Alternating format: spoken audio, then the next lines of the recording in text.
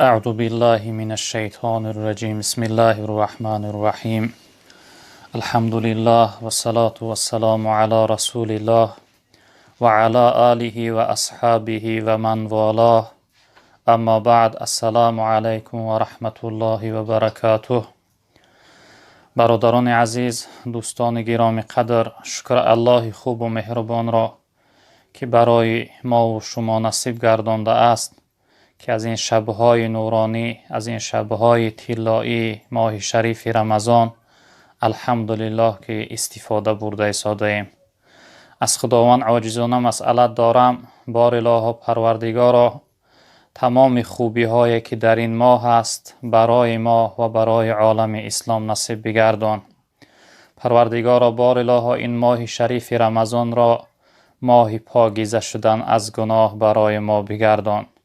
پروردگارا به شرافت این ماه اسلام عزیز ما را در روی عالم غالب بگردان، دشمنهای اسلام را خار و زبون و نیست و نابود بگردان. پروردگارا حکم و قانون قرآن را در روی عالم حاکم بگردان. پروردگارا از بلاها و آفتها، مصیبتها و مشقتها تمام برادرهای مؤمن و مسلمان ما را، خصوصا برادرهای مسافر و مهاجر ما را و وطن عزیز ما را پروردگارا در حفظ امانت نگه بدار. شخصیت هایی که بیمار هستند براشون شفای عاجل کامل نصیب بفرما. پروردگارا مشکلی های دینی و دنیوی و آخرتی ما را آسان بگردان. برادران عزیز بزرگوار، امروز ما در این شهر پیرم یکی از پدرهای بزرگوار که در سن 66 سالگی وفات کرد از دنیا گذشت، امروز ما در خاک سپاریدیم. از فرصت استفاده برده دعاگو هستم که خداوند این پدر بزرگوار را غریق رحمت شایسته جنت بگرداند. خداوند شب اولش را براش آسان بگرداند. خداوند این مرگ غریبی و این بیماری که کشیدن سبب کفارت گناه ها و رفع درجاتش براش بگرداند و خداوند در برابر این مصیبت برای اهل بیتشون صبر جمیل و ثواب بزرگ نصیب بفرماید. برادران بزرگوار، من از همه شما بسیار خواهش و التماس دارم که در حق وطن عزیز ما که امروز این بیماری خیلی زیاد پهن شده است و در حق تمام برادرهای مهاجر و مسافر که رنج و عذاب هم بیماری، هم دهشت گرسنگی، هم بیکاری، یعنی مشکلی ها از سر میگذرانند، بسیار خواهش و التماس دارم که در حق جملگی دعاگو باشه.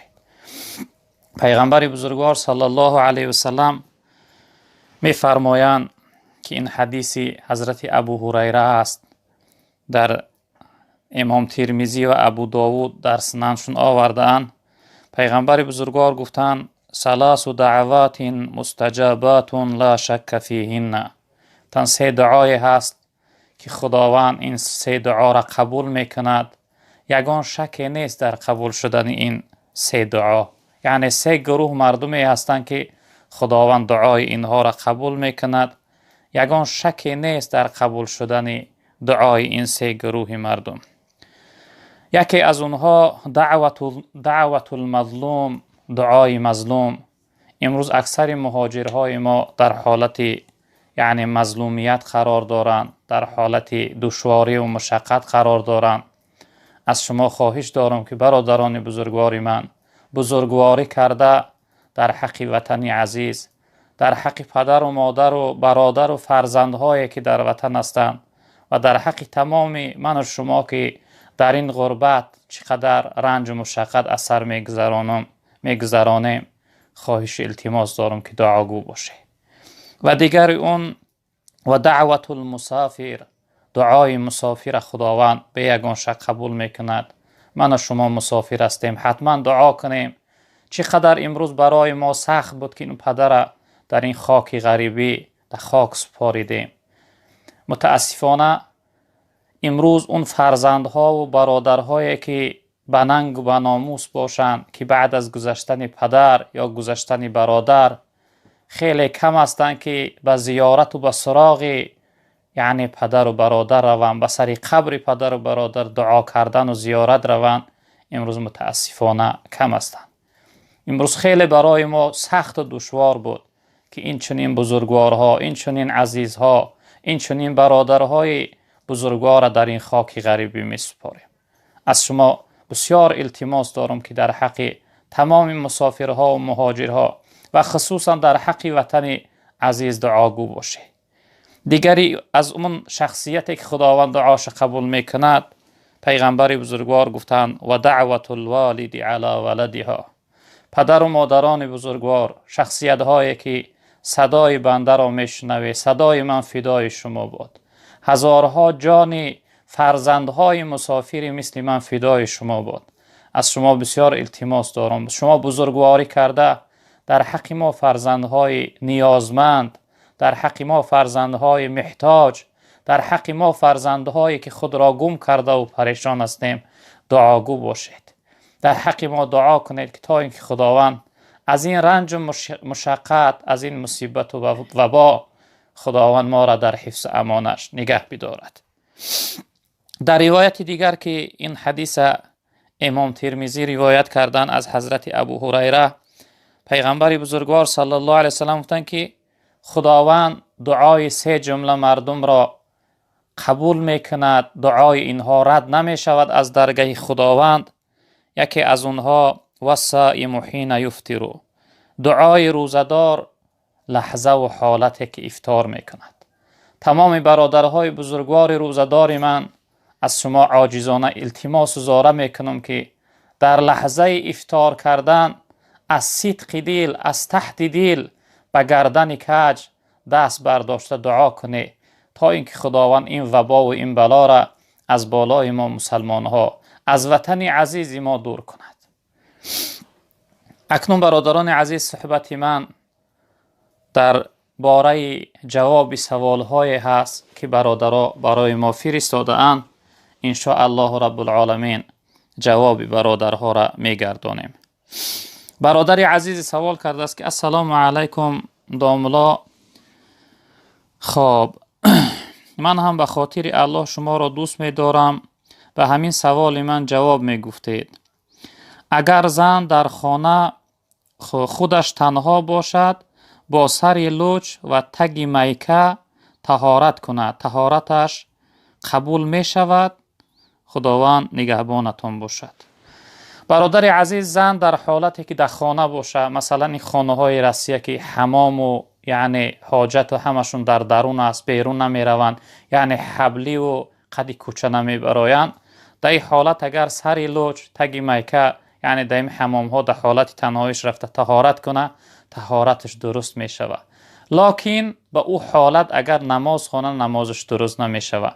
یعنی تگی میکه های تنگ باریک یا اینکه سری لج باشد، موی سری زن براش عورت است، باید بار کرده شود. اگر یک تار موی زن در وقت نماز خواندن اگر از تگ رومال بیرون شود، نماز زن فاسد می شود، نمازش درست نمی شود. طهارت کردنش درست است، اما تای اون سر صورت یعنی تگ میکه و سری لج نمازش درست نمی شود. برادر عزیز بزرگوار،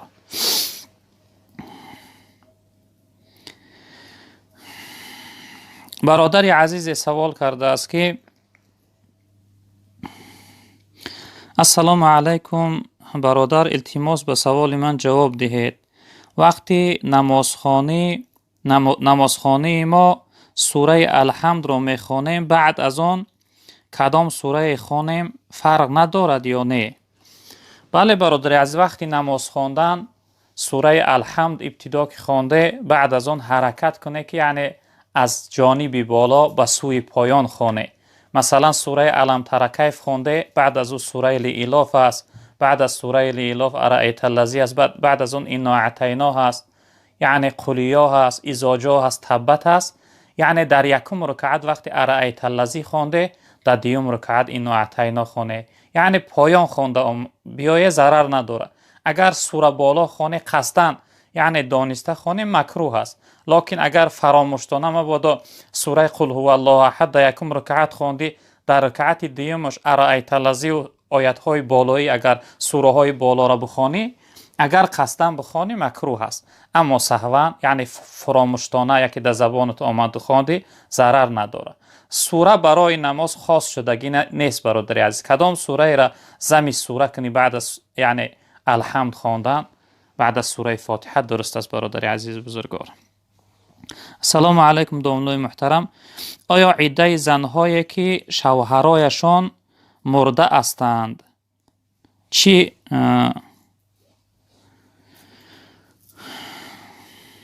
قدر است؟ عده زنهایی که شوهرهاش وفات کردگی هستند عده اونها 4 ماه و 10 روز است اگر حامله دار نباشند. اگر حامله دار باشند وضع حملشان است، یعنی تولد کردن کودکشان است. مثلا کودک در 3 ماه باشه اگر در رحمش میسته تا تولد کردن که یعنی کودکش تولد کرد بعد از اون میتواند شوهر کنه. اگر کودک نداشته باشه 4 ماه و 10 روز میسته، این به آیت قرآن ثابت شده است، بعد از 4 ماه و 10 روز میتواند شوهر کنه. اما عده زنهایی که طلاق کرده میشوند شوهرهاشو زنده هستند، یعنی زنهای جوان و یاش باشند 3 کسل زنانه یعنی 3 حیض می ایستند، 3 کسل زنانه شوند بعد از اون می توانند که شوهر کنند. اگر یعنی سال رفته باشند که دیگر کسل زنانه نشوند یعنی حیض نبینند، در این صورت 3 ماه می ایستند. 3 ماه می ایستند، بعد از 3 ماه می توانند بعد از طلاق کردن شوهر کنند. اگر این دو جمله هم یعنی زنهای حیض می دیدگی یا اینکه زنهای کلان سال حیض نمی بینند، اگر اینها هم حامله دار باشند گذشتن عده طلاقشون همون تولد کردنشون است. کدام وقتی که تولد کردن بعد از تولد کردن می توانند که شوهر کنند.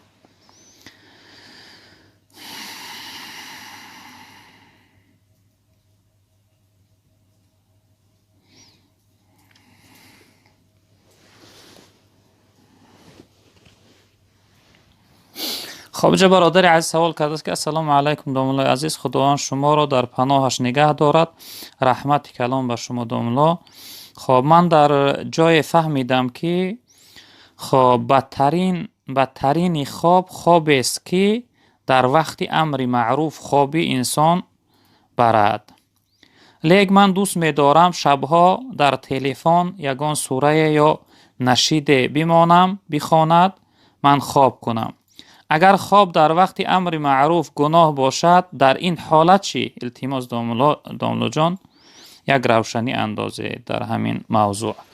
اکنون برادری عزیز در حالتی که انسان یعنی ثبت های تلاوت قرآن یا اینکه اکنون نعت غزلش به یگان شک و شبهه ضرر ندارد، وقتی نعت غزل ها باشند انسان می تواند که مثلا گذاشته و خواب کنه. اما در حالتی دراز کشیده بعضی از علمای دین میگویند که آداب نیست که انسان یعنی پایه هایش دراز باشه و تلاوت قرآن یعنی گوش کنه. اما بعضی از اونها اجازت میتین. دلیلشون همون آیتی است که خداوند وقتی در قرآن انسان های ذاکره بنده های عاقل خود را وقتی بیان میکنه میفرمایند که الذين يذكرون الله قیاما و قعودا و علی جنوبهم. بنده های یعنی عاقل خدا، بنده های ذاکر خدا شخصیت هایی هستند که در همه حالت در یاد خدا هستند، در حالت راستا ایستادن و در حالت نشستن و در حالت بجانب یعنی در زمین غیلیدن و خواب کردن در یاد خدا هستند. همین آیت دلیل کرده بعضی از علما یعنی اجازت میدن که در حالتی که دراز کشیده هم باشه انسان میتونه که یعنی تلاوت قرآن کنه، آیت های قرآن خوانه یا اینکه تلاوت قرآن گوش کنه. بهترش از روی آداب یعنی در حالت خواب رفتن یعنی تلاوت قرآن نگذاره که مبادا شما را خواب بره و خواندن گیره، یعنی به اهمیتی و به اعتباری به آیتی و کلام الله میشه البته خوبی نداره برادر عزیز. خب برادری عزیز سوال کرده که السلام علیکم داملای عزیز، یک سوال دارم. آدمی به نماز و به روزه خوراک پزد برای ما روزداران و نمازخوانان خوردن خوراک این انسان برای ما درست است یا نه؟ داملا خب حتما جواب این سوال ضرور است، چون که خب می ترسیم که به مکروه و حرام دچار نشویم. برادر عزیز انسان هایی که نماز نمیخوانند یا روزه نمیگیرند از روی فتوا، یعنی ما دو رویه داریم، تقوا داریم و فتوا. از روی فتوا درست است که طعام کنند، طعام اونها حلال است، البته یگان یعنی شبهناکی شک شبهه نداره. اما از روی تقوا دوستای خدا، انسان هایی که یعنی اولیای خدا شدن، ولی خدا شدن، به دوستی خدا رسیدن، اونها انسان های بی نماز یعنی طعام هاشون نمیخورن. از به چی خاطر؟ به خاطری که وی از عبادت، از اطاعت و فرمانبرداری خدا دور است. از روی تقوا یعنی نمیخورن، اما از روی فتوا درست است. از روی فتوا درست است خوردن برادر عزیز بزرگوار. از روی تقوا اگر کسی تقوا کنه و پرهیز کنه و احتیاط کنه خوبی نداره، درست نیست، یعنی از روی فتوا درست است.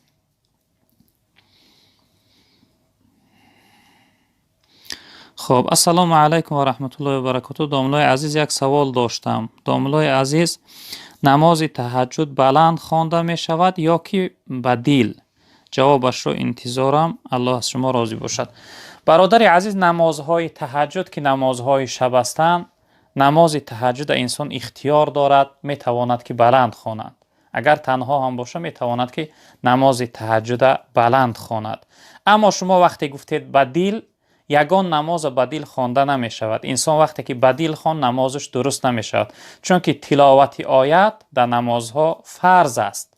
وقتی که انسان بدیل خوان یعنی زبانش حرکت نکرد، با زبان یعنی حرف ها را تلفظ نکرد، یعنی پس نخوان، بدیل یعنی خاموش استاد و بدیل خوان، نماز وی درست نمی شود. باید با زبان پست خوانده شود که نفسی همون شخصیت خودش شنود. خواندن بلند فقها گفتن اسماع غیره، شنیدن غیر خودش هست. یعنی انسانی که نمازهای جهر، نمازهای مثلا بامداد و شام و خفتن که بلند هستند، جهر هستند، اینها را باید هم قدر بلند خونه که غیر خودش کسی هست اونها شنوند.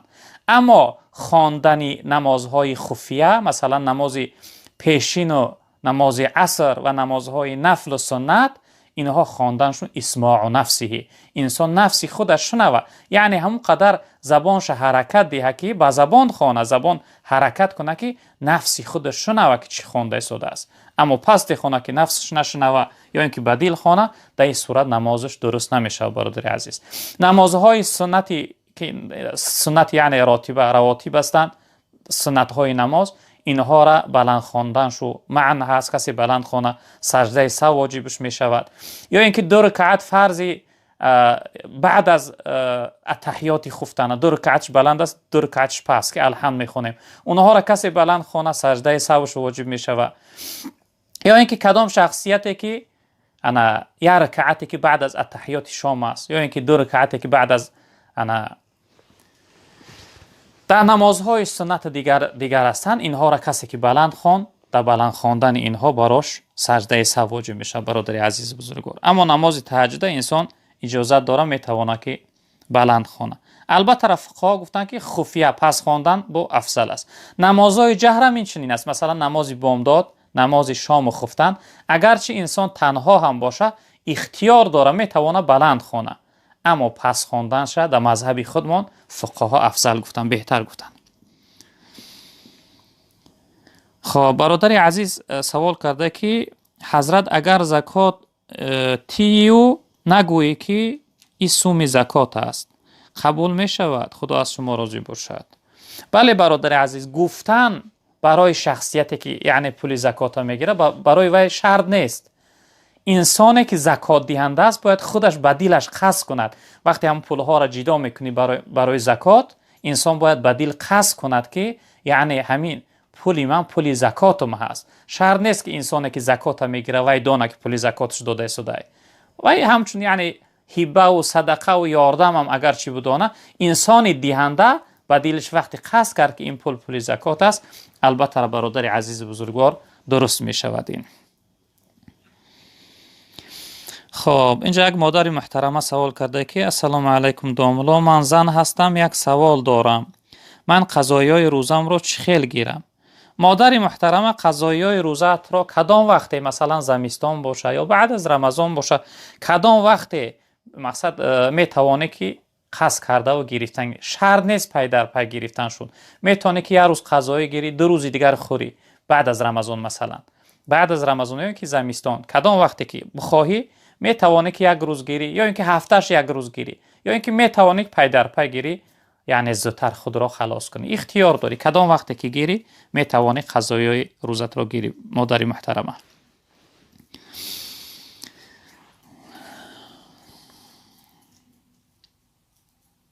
اینجا برادر عزیز سوال کرده: السلام علیکم بابا دوملا، لطفاً به سوال ما جواب دهید. روزدار باشی میتوانی نمک خوراک را چشی و فرو نبری؟ و باز یک سوال دیگر: نماز شام را در تنهایی بلند باید خواند یا پست؟ خب پیشکی رحمت به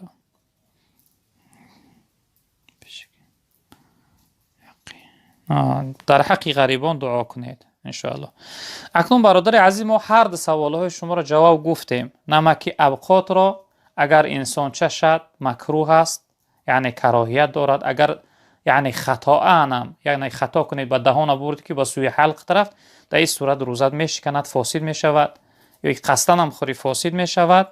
یعنی که چشیدن نمک اوقات مکروه است برادر عزیز. گفتیم که زنهایی که شوهرهاشو تیز هستند، جنجالی هستند، اونها را یعنی فقها اجازه دادن به خاطر در جنجال و در ضرب ولت شوهر نمانند، همونها میتوانند که نمک اوقات را چشند. اما برای عامه مکروه است برادر عزیز. و دیگر سوالی که گفته نماز شام یعنی بلند یا پس خواندن، نماز شام اختیار داری. اگر تنها گذارم باشی میتوانی که یعنی که بلند خوانی، نه که فقها گفتن پس خواندنش برای انسان تنها بهتر است. برادر دیگر سوال کرده که السلام علیکم داملای عزیز، من مخلص شما و از شما سوال کردنی هستم. من از یک مرد آذربایجان 700,000 روبل روسی قرض گرفتم. خب و به مهلت 1 سال از همین پول همگی من 100,000 همین را دادگی هستم و آن آدم طلب پرسنت دارد. 180,000 چا کنم پرسنتیم یا نه؟ التماس جوابش رو دهید. کار من امسال بی‌قرار شد، چی کنم؟ اکنون برادر عزیز، این مسئله شخصی شما هست، این مسئله شرعی نیست. اگر شما یعنی پرسنت توانه و ندهی، اگر وی مقصد نتونه شما را مجبور کرده، چون که در عهدی شما وقتی که شما دگاور کرده، عهد کرده و پول گرفته، در شما نامی یعنی پرسنت نبود، یا اینکه وی نگفت که اگر 1 سال گذراندی من پرسنت میگیرم، در این صورت میتوانه که آهسته آهسته پولاشا، اگر علاجش باشه آهسته آهسته پولاشا گردانده، اما پرسنت ندادن براتون بهتر است. یعنی وی هم حق نداره برای مجبور کردن شما برادر عزیز. خب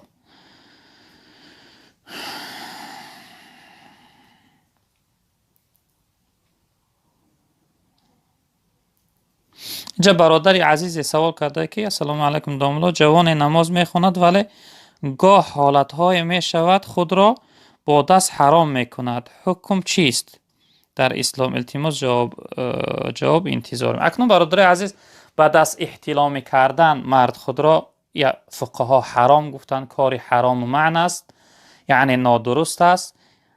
البته امروز از حساب طب هم اثبات کردگی هستند که این کار برای مرد، برای مردینگی مرد ضرر داشته است. انسانی که خود را به دست آموخته میکرده است، یعنی همراهی همسرش وقتی که زن گرفت، همراهی همسرش خوب همخوابگی کرده نمیتوانست است و در مدت اندک انسان یعنی مردی خود را از دست میداده است، یعنی ضرر و زیان داشته است. حکمش در شریعت حرام است. غیر از حرام بودن هم یعنی برای مردی انسان، برای مردانگی و مردی مرد این ضرر داشته است. این دکترها هم امروز اثبات کردن. یعنی درست نیست برادر عزیز، حرام است. خب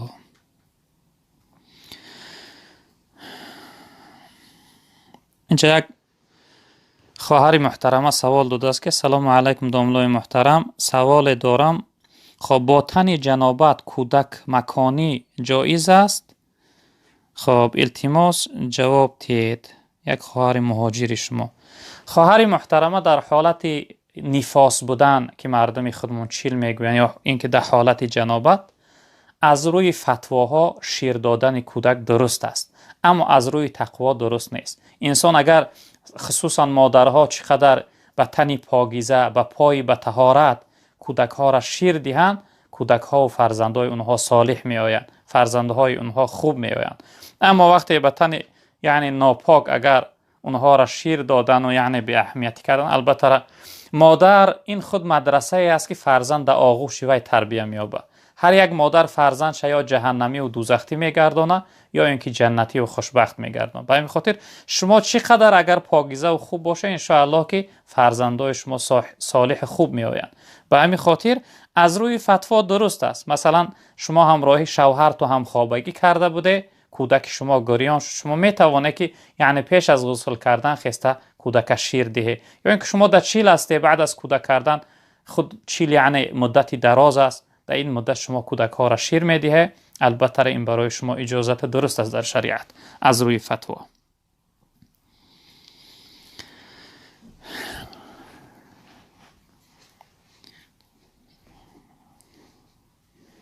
اینجا برادری از سوال کرد: السلام علیکم و رحمت الله و برکاته، داملای شیرین سخن.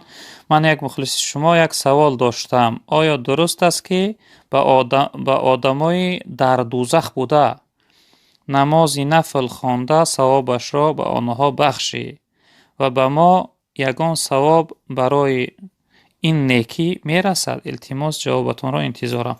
اکنون برادران عزیز، غیر از الله هیچ کس نمیدوند که کی در دوزخ است کی در بهشت است. ابتدای سوال شما. دیوم این که هر انسانی که از دنیا گذشت، انسانهای گناهگار هم باشن، اگر مثلا شخصیت انسان حق نداره گویا که فلانی دوزخی است و فلانی جنتی است، چون که حدیث های جناب پیغمبر هستند که در روز قیامت خداوند انسان از روی یک گناه صغیره، گناه میده اش دوزخ برده عذاب میکنه و شخصیت را از روی گناه کبیره، گناه کلانش میبخشد و جنت میبرد. به همین خاطر ما گفته نمیتونیم کی جنتی است و کی دوزخی است. اما سوال شما این است که آیا انسان میتواند که در حق انسانهای گذشته یعنی نمازی نفل خانه ثوابش ببخشه؟ البته برادر عزیز میتواند. ثواب نمازی نفل میخواند، یعنی روزه نفلی میگیرد، تلاوت قرآن میکند، خیر سخاوت میکند، ثوابش یعنی در حق گذشته میبخشد. این درست است برادر عزیز، جایز است.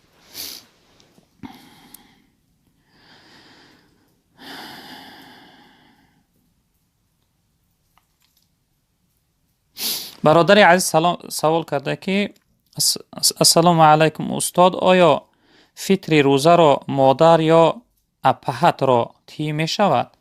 برادر عزیز، صدقه فطر، زکات یعنی عشر، صدقه هایی که یعنی واجبه هستند و فرض هستند، اینها را به پدر و مادر و به فرزند داده نمی توانی. به اپه و خواهر، اکه و دادر، عمه و خاله، تقایی و عمکی به این جانب ها را دادن درست است. اما پدر و مادر، فرزند پسر، بابا و بیبی، نبیره و این یعنی جانب پایان هم نگاه کردن، در اینها درست نیست.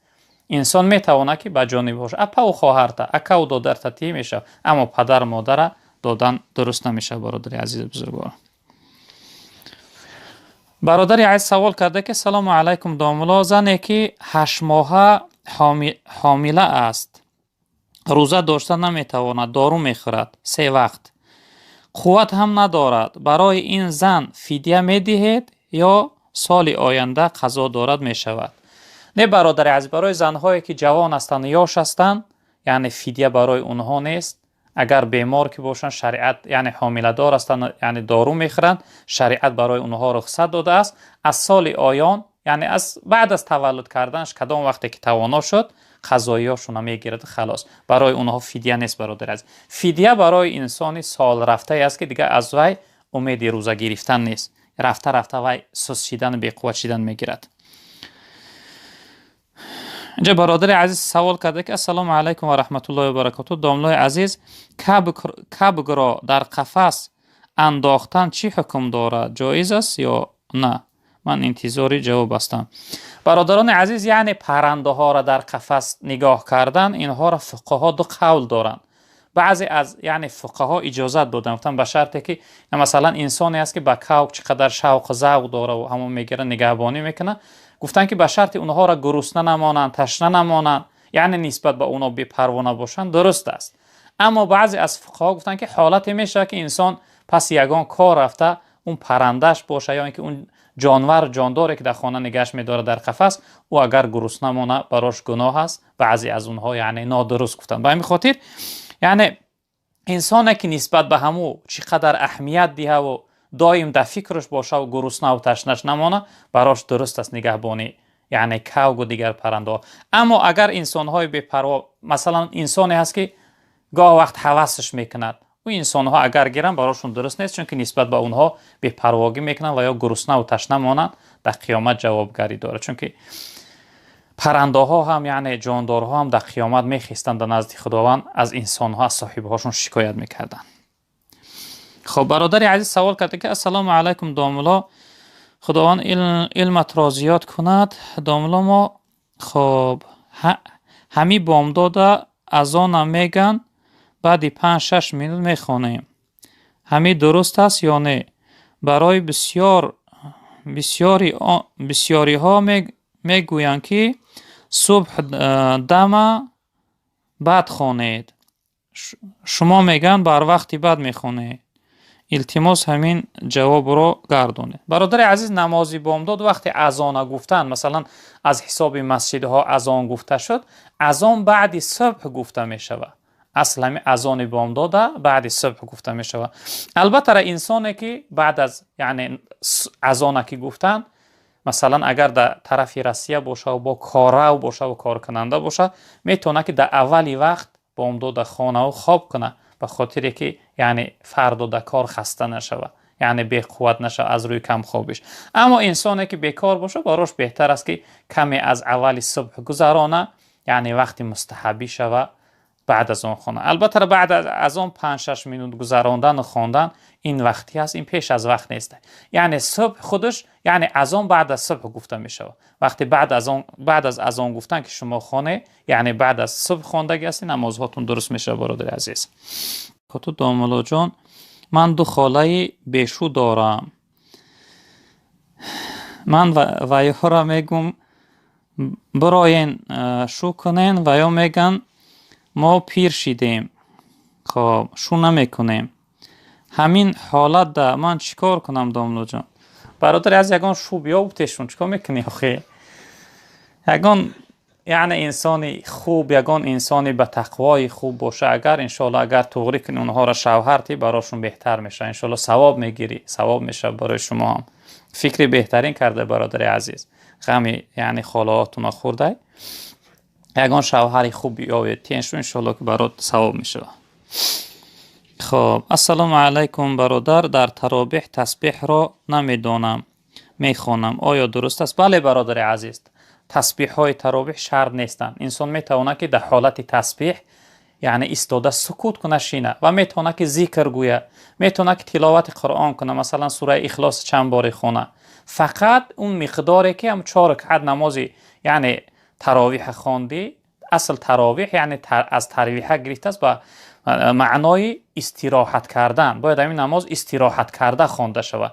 اگر 4 رکعت نماز در چقدر وقتی که خواندی، همون مقدار انسان باید نشسته دم گیره یا اینکه همون مقدار ذکر گویا تلاوت قرآن کنه. اگر چه شما این تسبیح ها هم که ندونه، میتونه که مقدار یعنی هم 4 رکعت، اگر کمتر هم شینه ضرر نداره، البته کم شینه دم گیره، ذکر گویا سبحان الله الحمدلله لا اله الا الله الله اکبر ذکر گویا، یا اینکه کدام سوره میدونی تلاوت کنی، بعد از اون خسته دوام تراویح نخونی، درست است برادر عزیز. خب السلام علیکم و رحمت الله و برکاته داملا جان، خداوند از شما راضی باشد. داملا جان، ما بسیاری وقت ما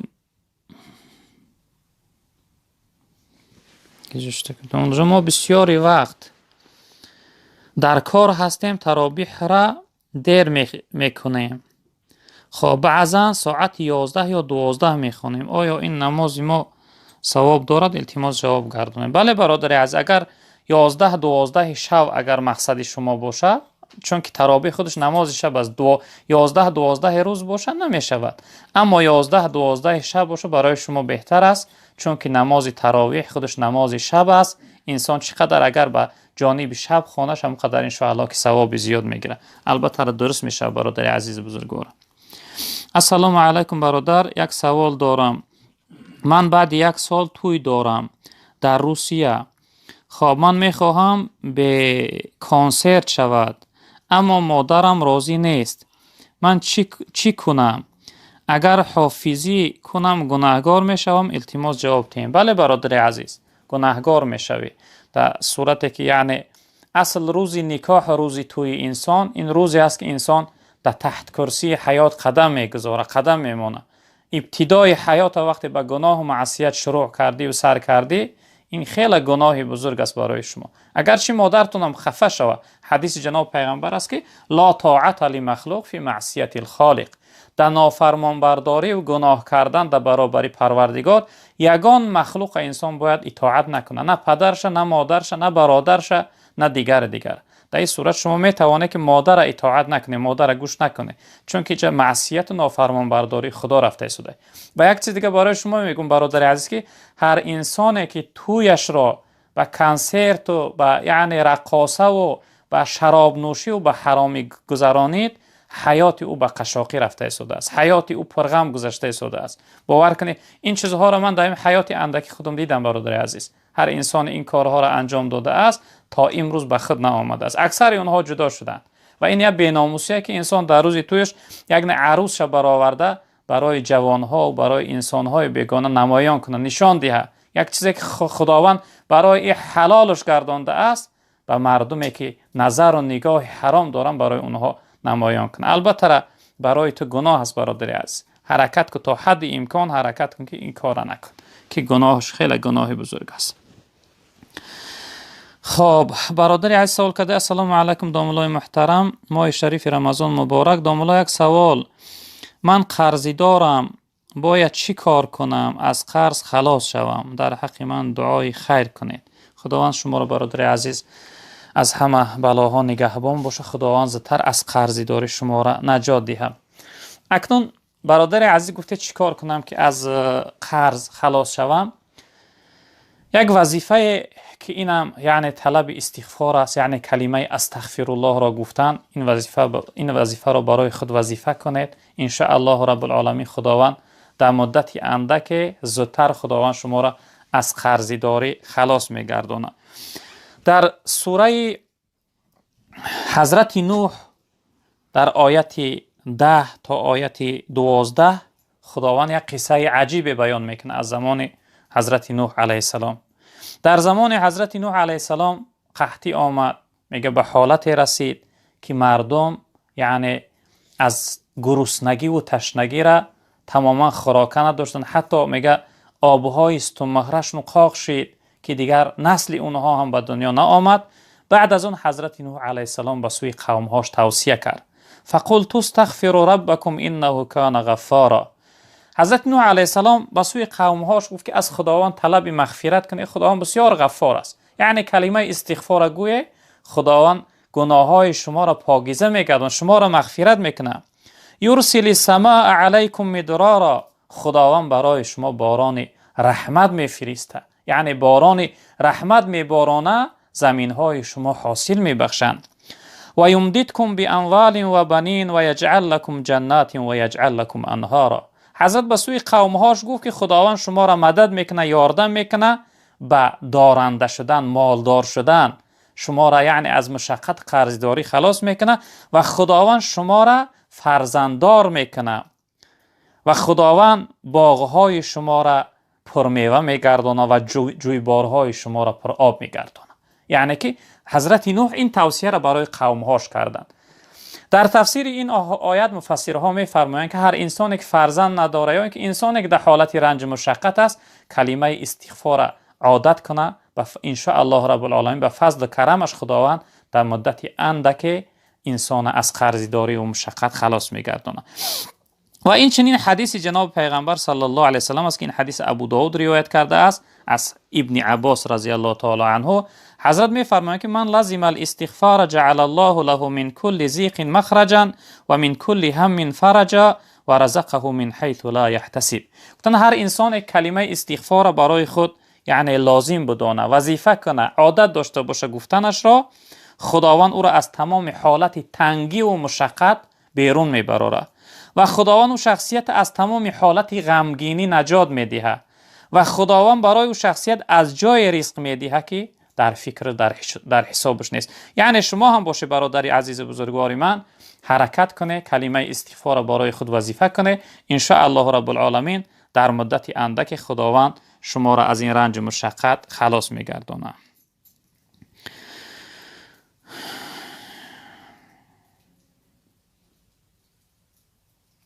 جا برادر عزیز سوال کرده که السلام علیکم و رحمت الله و برکاته. خب داملا درباره کسی که قرآن را میخواند و در حق دیگر کس میبخشد چی معنا دارد؟ فرق ندارد در حق آدم زنده یا مرده ببخشد. اکنون قرآن، کسی قرآن میخواند ثوابش را میبخشد یا نماز میخواند ثوابش را میبخشد، البته علما گفتند که این برای هم انسان زنده هم برای انسان مرده یعنی درست است و جایز است. می شود که انسان در حق انسان زنده یعنی قرآن خواند یا اینکه نماز نفل خواند ثوابش را بخشد، یا اینکه در حق انسان مرده. این درست است برادر عزیز. یک برادر عزیز دیگر سوال کرده است که السلام علیکم داملای عزیز، نام من پرویز هست. من به ایشان محلمان گفت نامت را شمس الحق بکن. نام پرویز بسیار نامی بد است. خواه معنای نام شمس الحق را هم بگوید التماس، جوابش را انتظارم. برادر عزیز، پرویز روزهای گذشته ما معناش را گفتیم که به معنای پیروز می آمده است، فاتح، یعنی چقدر بدی هم نبوده است. اما شمس الحق، شمسش آفتاب می شود، حقش پروردگار، یعنی آفتاب پروردگار می شود. نامی خوب است. وقتی اون بزرگا یعنی ایشان ها و سیدزاده ها و اهل علم ها و کلان ها وقتی که نام انسان عوض کنن خیلی بهتر است. شمس الحق نامی خوب است، بهتر است برای شما برادر عزیز. می توانه که نامتونه عوض کنه. و صلی الله تعالی علی خیر خلقی و آخر دعوانا